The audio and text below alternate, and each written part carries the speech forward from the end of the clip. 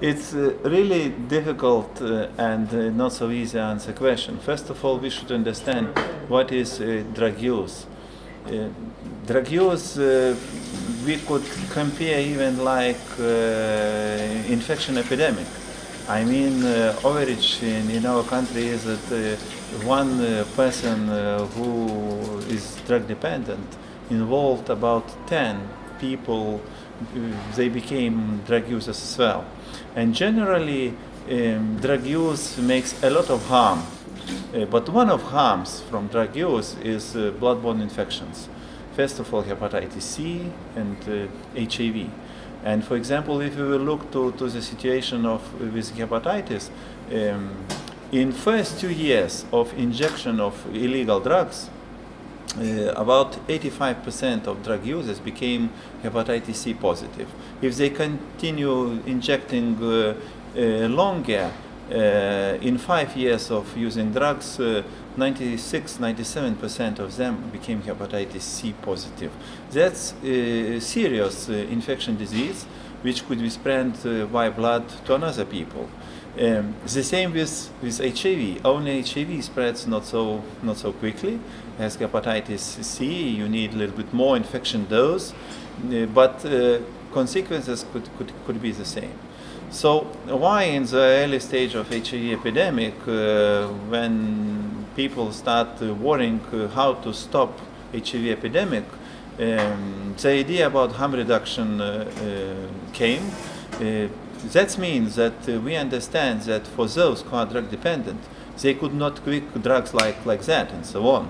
And it's really difficult, and those people who used to smoke, for example, they could understand that it was not so easy to quit tobacco smoking, or when people depend on alcohol again, it's not so easy to quit this. So that's why idea came that if we could not help them to stop drug use at once, and especially if they don't want to stop to use illegal drugs, so at least we need to have contacts with them to know what kind of behavior they have and what risks they have, just to help them. So how this idea for needle and syringe exchange came, and first of all in US, and especially we need to understand that in US, in many states, you cannot buy needle or syringe just simple in pharmacies. They're only in hospitals and so on. In case of Europe, usually you can buy it everywhere. But still, these needle exchange programs became like a possibility to get in contact with drug users.